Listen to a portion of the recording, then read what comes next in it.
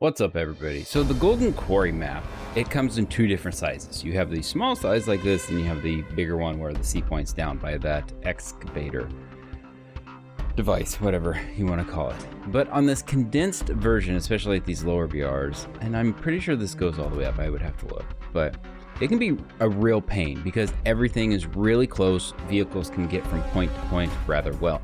The only outlier here is the A point, because you have to get through the water. There are those junk piles that give you a little bit of cover, but usually whoever controls the A point controls it for a long time, and it's usually something has to tip to change that.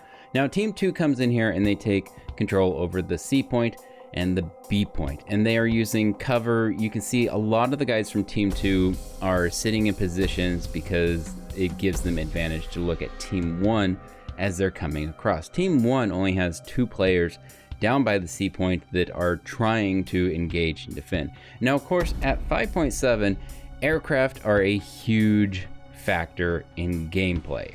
You don't have to worry about the drones, you don't have to worry about scouts, none of those shenanigans. You just have to worry about a plane coming in and bombing you. And then, you know, there's always those planes that just want to, dogfight or whatever. So those are sometimes a problem if they have bombs. If they don't, they're just engaging other aircraft, which is good or bad, depending on what you're trying to do yourself. So all in all, the C point remains this battlefield of back and forth, and Team 1 keeps sending players in, and they try to do some things, and it kind of works out and it kind of doesn't work out. The B point keeps going back and forth. Now the B point, I've played the B point a number of times, and there's just so many corners to watch when you're trying to get around there. It can really be a struggle. Now Team 1 comes back through here and is like, no, we're gonna do this. But Team 2 is like, no dude, we're totally still here, we're in this fight. And I will tell you, when I was sitting there, because when I do these battle reports, I usually wait for somebody to leave the mission, somebody to quit the game, because then it gives you the overview without having the spotter view or whatever that triangle is.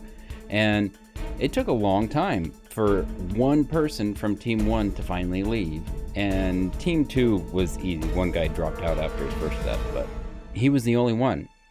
And this battle went on for a long time, and it was great. You would think that most of the time that they would end like this, and we've talked about this before. That's what we all want, is a battle to go back and forth, and there of course are those people out there that just want a complete smash your face in, but I want the back and forth. I want to fight to lose a vehicle and come back in and fight some more. So one thing I'll note is Team 2 does have a camper attacker G5, whatever that block is. He's sitting there by a crane. He's trying to do shenanigans, but somebody ends up killing him here in a minute. I think he got bombed out, if I'm not mistaken. But Team 2 finally grabs a hold of the A point, and they do some tactical work there. And Team 2 just keeps sending them in. And down at the C point, Team 2 continues the push, and they just keep taking them out. Now, Team 2 does have a pretty good line of sight to the C point from that area, was at the F3 block, sorry. And so they can see into the C point, they can shoot at things if they try to peek, and that's kind of what's happening right there. Team 1 has a guy sitting by the building over at the C point, and he's gonna try to trap them in and, get them as they're coming around the corner. Problem is, you've got 2 corners watching, no backup.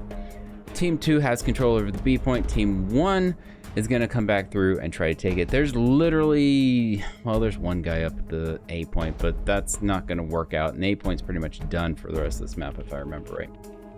But all in all, if we look at from the river south, there is just a lot to learn with this map. There's corners, there's dirt piles, there's equipment, and this is a map that if you play and you are new to it, I would recommend trying to stay to the south as much as you can, because that's where you have a lot more open sites. But still, this map is a struggle, because let's say you go in where on Team 1 where that red heavy tank was. If you try to go in through there, there's so many different spots that you can get shot from, and if you don't have good ears, it can just be blindsided. And if you do have good ears, because of how this is all built, it's really hard.